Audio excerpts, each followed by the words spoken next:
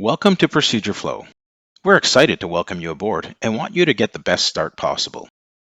For users with viewer status, this short video will provide you some tips and tricks for how to use and navigate through Procedureflow. So let's jump in. Getting around in Procedureflow is super easy to do, but there's a few pieces of information that will help you a lot with this. First, you'll need access to Procedureflow. Procedureflow is an online tool and each user must have their own account. If you don't have an account yet, please contact your supervisor or Procedureflow administrator to get one set up for you. Once you have your account, open your browser and navigate to app.procedureflow.com. We recommend saving this page in your list of favorites or bookmarks. Just a quick note here that the preferred browsers that support Procedureflow include Google Chrome, Microsoft Edge, and Mozilla Firefox. Use your email address and password to log into Procedureflow, and you'll land on the Entry Points page. In Procedureflow, entry points are a collection of small hyperlinked flowcharts that have a unique set of members and roles. All the processes that pertain to a specific audience or that a specific group of people will need to use are generally housed within a single entry point. When you log into Procedureflow, you will see the entry points that you've been granted access to containing your processes. Click on the applicable entry point to access it. Once you arrive in an entry point, you'll land on the home flow for that entry point. The flows that you'll be navigating through in Procedureflow are made up of 7 different shapes, and it's important to know what these shapes mean so that you'll know what to do when you see them. The action shape represents a direct action that you will have to take, such as clicking a link, asking a question, or advising the customer of something. The decision diamond represents a choice, or a fork in the road, and the path you follow depends on what situation you're presented with. The data shape represents information that you'll need to remember. It could be from your customer or from some other source. Either make a mental note of it or write it down. The backstory shape will give you additional information, examples, or ideas that will help you understand why you're doing something. These are used to provide additional context in the flows. The endpoint represents the end of a process. At this stage, you should have satisfied the customer's inquiry or completed whatever task the flow is describing. The critical shape represents something that is very important to the process, which, if ignored, could have a big impact on the business or your customer. So make sure you take extra care when you see this shape. And finally, there are also plain text shapes used in some flows, which are in the form of text on the background of the canvas without any shape around them at all. These are often used as headings to help organize menus and home flows.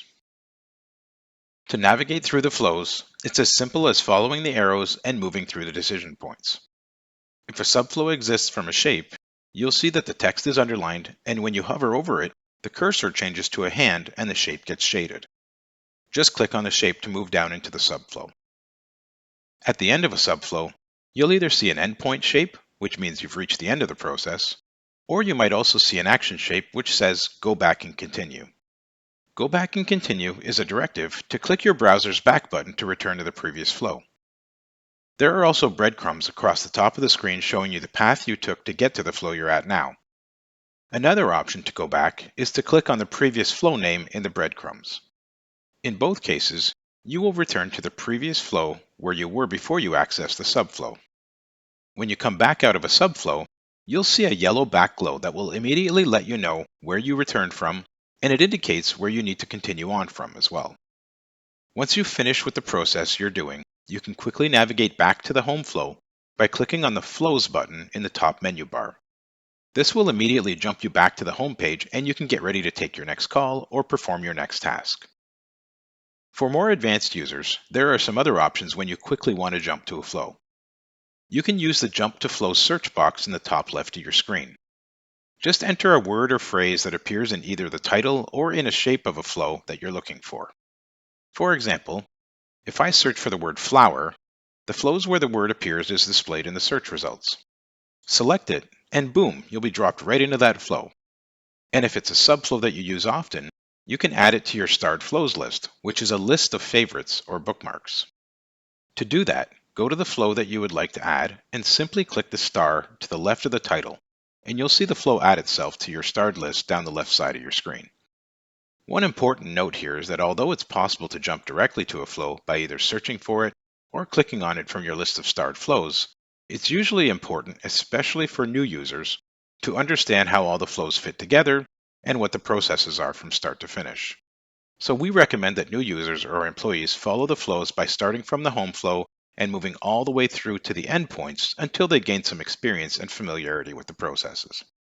This helps to ensure they don't miss any important steps or pieces of information while they're learning. As a business, your processes are always going to be changing and evolving. Procedureflow is a fantastic tool for keeping everyone up to date on those changes. As changes are published in Procedureflow, users will see change notifications appear as a green bubble beside the Change History button at the top of the screen. To see what the change is, click Change History. This brings the user to the list of all change history for this entry point. Any changes that you have not reviewed yet are called out with a small green dot to the left of them. There are two ways to view the change request. The recommended way for most viewers is to click on the number of changes to the right of the change request. You will be taken to the Changes tab in the Change Request container. This view shows a side-by-side comparison of the old flow, where the change is outlined in red, and the new flow, where the change is outlined in green. Down the left side of your screen, you'll see a complete list of all flows that were part of this update.